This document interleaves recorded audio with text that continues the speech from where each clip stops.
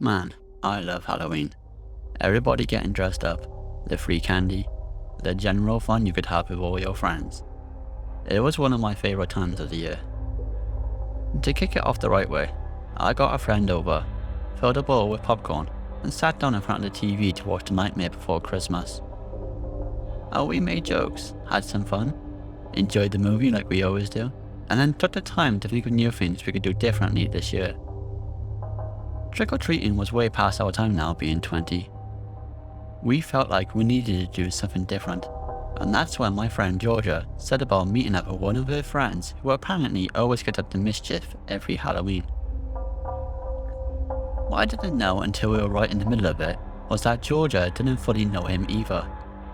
Let's say they were acquaintances, and that the mischief she spoke about so pleasantly actually resulted in trouble that I seriously was not about getting into. So, I was down for meeting with them. Georgia spoke about them so highly and said that it would be a great laugh. Their name was Adam. First thing I noticed was that he looked old. A lot older than us for sure. He also had some missing teeth. I wasn't sure what to think when I stretched my hand out to shake his, watching as Georgia was all over him, cuddling, giving him a kiss on the cheek. She trusted him. I thought I should too. So we took a seat in Adam's car, and he said about trick-or-treating a few people he knew. I said I wasn't down for that, as we wanted to do something different. But Adam looked in his rearview mirror, chuckled to himself, and said that this wasn't the normal kind of trick-or-treating. What I had realised there and then was that this Halloween night was about to get a hell of a lot worse. We started off driving around the local streets that I knew quite well. We laughed, we joked. I think they wanted me to feel as comfortable as possible, but I was anything apart from that. Now you may be wondering why I didn't get out of the car sooner rather than later, and believe me, I did contemplate it a few times. But I guess when you're with someone you trust, you push those feelings aside. Now this is where it all gets hairy. As we turned down a street that was infamous for crime, Adam spots a car following behind. We make turn after turn and noticed they were actually following us. Both Georgia and Adam looked worried, whilst I sat in the back confused to all hell back. I demanded to know what was going on, but Georgia only told me to lay low and don't do anything. Next thing I know, we're going down this dark lane, trees draping over the car as it slid about in the wet mud as the car behind continued to pursue. Things were quite frantic now. Both Georgia and Adam were arguing back and forth, with me picking up on how little they actually knew each other, and the car behind ramming us from behind. At one point, we lost control and smashed into a tree. Not sure if we were filled with adrenaline or what, but I swung open the back door, following Georgia and Adam. But what was different was that I ran off into a completely different direction than the other two, and I noticed looking back a few times was that the car that was following behind, chasing us, was no longer chasing me. Now I am alone, in the middle of nowhere, with barely enough signal to send a story. It was one hell of a night, and for now, I am alive. But who knows what may happen if I can't find my way home. I have no idea what's happened to Georgia and Adam, but I hope they too are safe. Happy Halloween.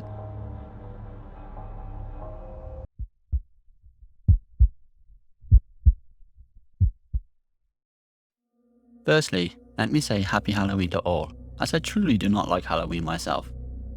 I am sure I am one of only a few, but let me tell you the story that happened a few years back to myself that has made me not a fan of it.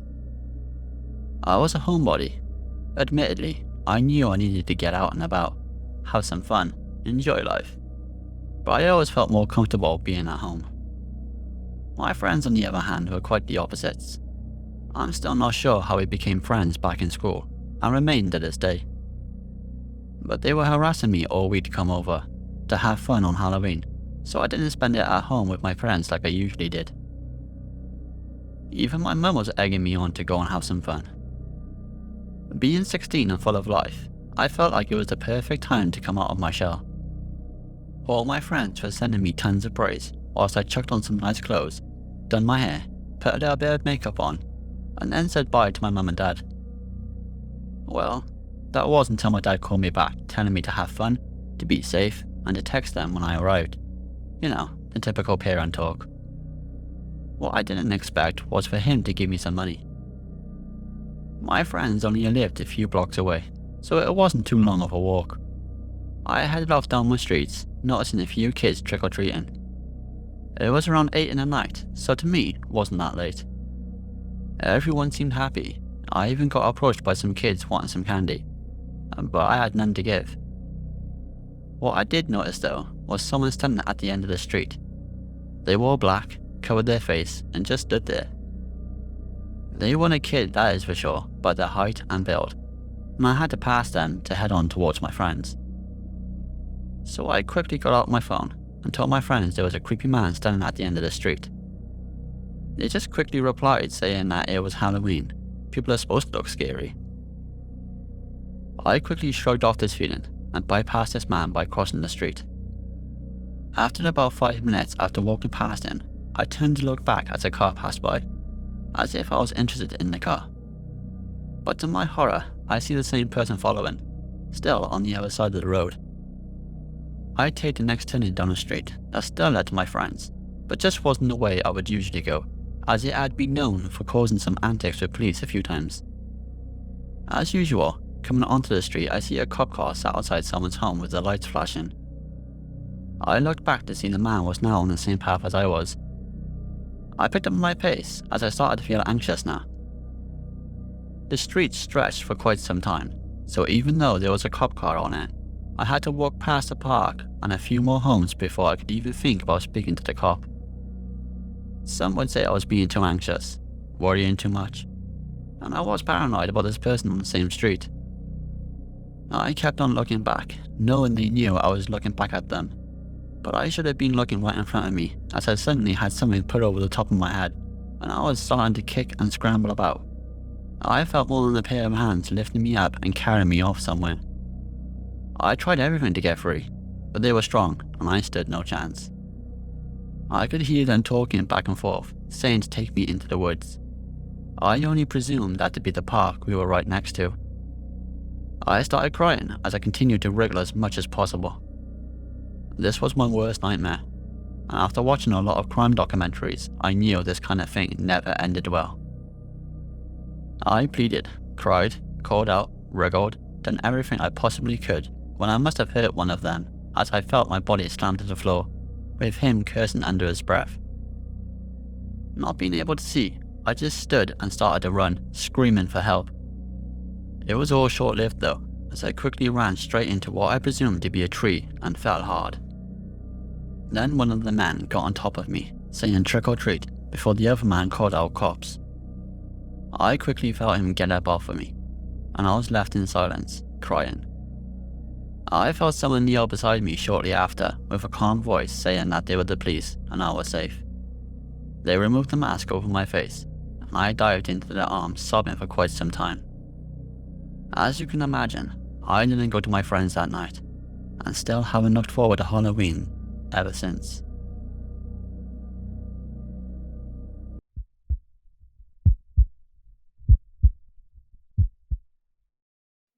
I was heading over to my cousin's to take her trick-or-treating. It was her first time doing it, and we all wanted to make a big fuss out of it. She was so excited. We got her all dressed up, and then she got me all ready, with a little help from family. And then we set off out with a pillowcase each to bag ourselves some candy. Her name was Daisy. She was only 6. Whilst I am Sean, 15. We dressed her up in a scarecrow costume, whilst I dressed up in a typical monster outfit, which mainly consisted of a black bag and a cheap mask. But this wasn't about me. This was about Daisy and making sure she had the best night possible. We started going around the local streets we knew and bypassed on a daily basis. Everyone was friendly. The porch to a lot of homes were lit up with decorations, and we only went to homes that had lights on from within, so we had a better chance of getting an answer. Quickly enough, Daisy was getting her pillowcase quite full. We even swapped the pillowcases because mine was rather empty.